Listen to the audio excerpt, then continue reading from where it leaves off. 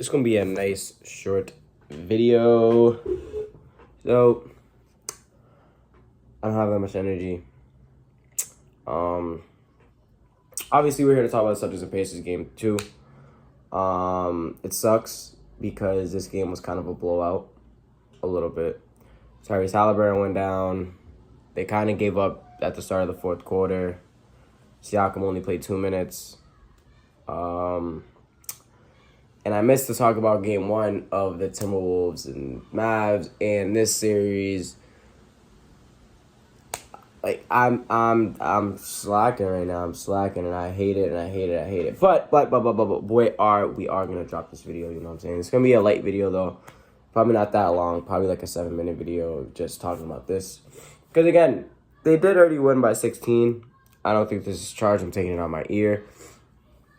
But you know, the only time the Pacers were up at the start of this second quarter, and then from there it just went downhill. So, to start off, right, Brown's 40 piece, which really helped us. Tatum couldn't get going at all in the first half. I'm pretty sure he ended with like 5 points, 4 or 5 points. Luckily, Brown stepped up. He had 21 at the end of the half. Brown had 21 at the end of the half, which really stepped it up. And then, this sucks, 'cause I really don't know what to fucking talk about. And I'm recording it. If I finish this video, I'm just going to go with it. But, you know, as the Pacers like to do with their team when they're in big games, is they like to run it up the court. They like to get in transition. They really don't play set basketball, like to say. Or when they're running their set offense, it's not as good, obviously, as their transition offense. And I think, obviously, with the Celtics shooting 53% from the field, it helps them more in their favor, obviously, even if they're shooting better or if they're just shooting at least good enough. When you're shooting good enough and you're getting offensive rebounds like they had 13, it gives you time to set your defense. And when time to set your defense, you're also slowing down the Pacers offense, which I think helps the Celtics in our favor.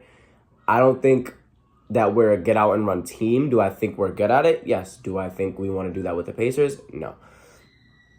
Because if we start having that, you go, like, okay, my team, the Celtics, go down the court, we score in 5 seconds. Now, the Pacers are going to come down and score in like 5 seconds also, because we don't have time to set our defense if that happens, if we get in that race-to-race thing with the teams. I don't really like that for our team. I don't think that's good for us. I think that favors the Pacers. Now, let me say this.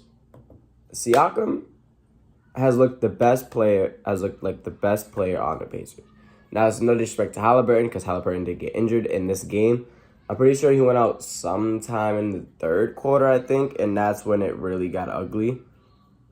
Other than Siakam at the start of the quarter, where he turned it on, I'm pretty sure he went like, I don't know how long it was, but he went on like his own little run. Like, he had 28 points, shooting 13 for 17, 2 for 2 from 3.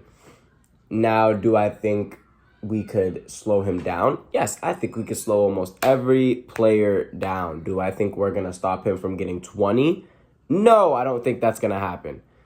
But do I think we can make the 28 shoot worse? Like, he's 13 for 17. That's like, I don't know the percentage, but it's a good percentage. And one thing I will say with this Pacers offense, even though Tyrese is out and it is looking like the Celtics will end up sweeping the series or winning 5, if Tyrese doesn't play the third game, that they do have a gem. I will say that in Andrew Nembhard. Andrew Nembhard has looked great for them. I'm not only going to just talk about what's going bad for them, I'm going to talk about also what's going good for them. And Andrew Nembhard has been one of those little, like, good things you can look at. He's one of those players that I didn't think would do good. I'm not gonna say do good, but I don't think he would have been the player a type of player he is. With the team that they have built around Halliburton with, I thought Siakam would become the second ball handler and mainly not distribute, but really put the ball on the floor and score.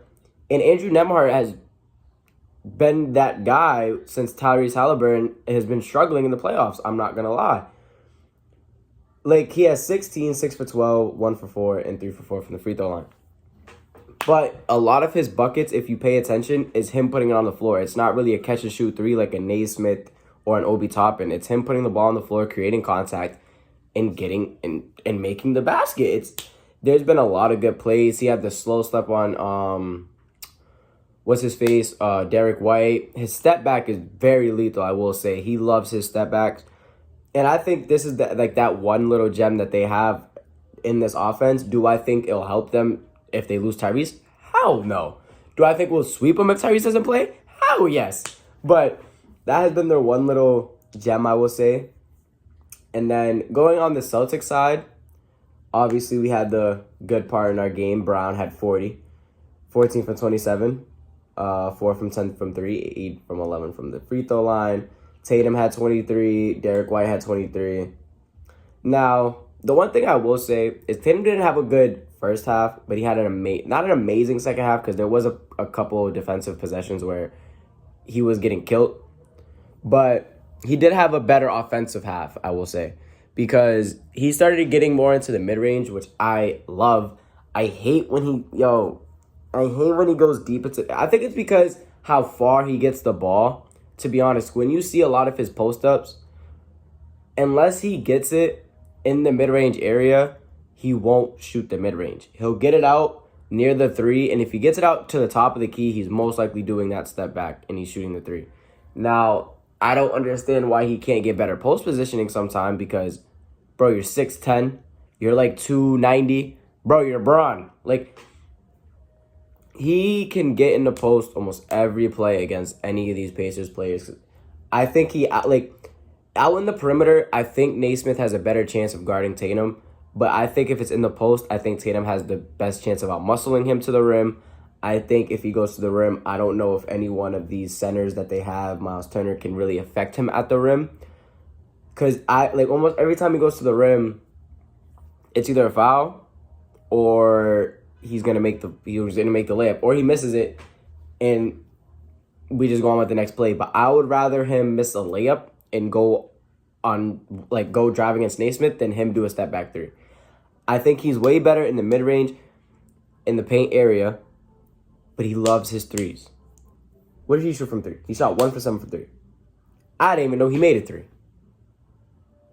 That's me telling you that I think he should drive one. I didn't know he even made a 3. What the fuck is my cat doing? But yeah. Now, do I think this series is over? No. I don't think this series is over at all.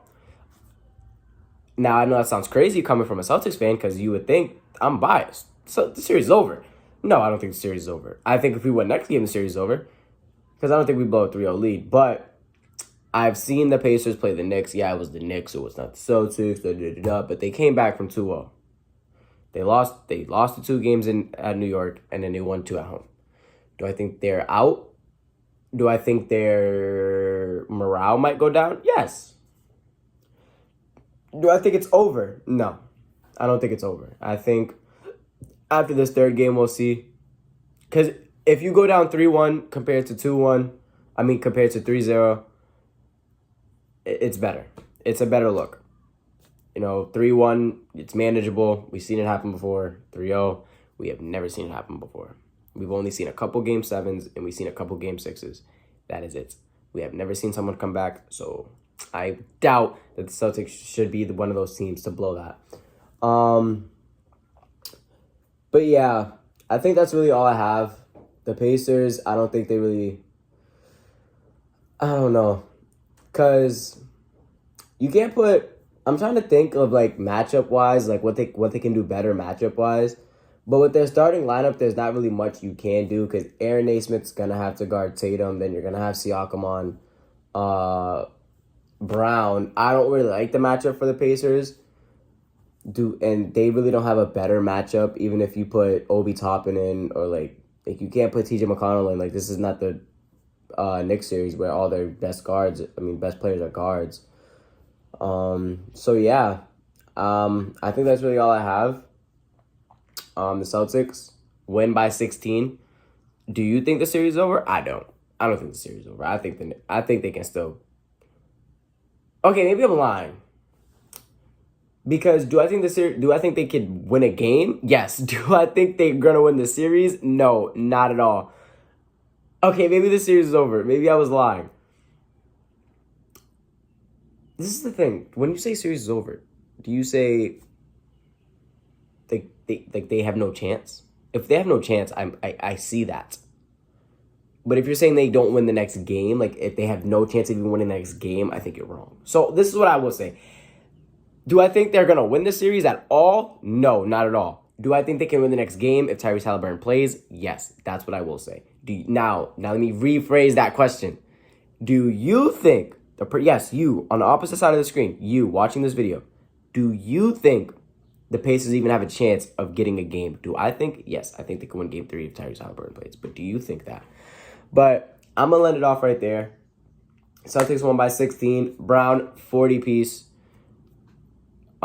He should have made All-NBA, by the way. And I'm going to catch y'all. Hopefully, I'm back tomorrow with game 2 of the other series. Type shit.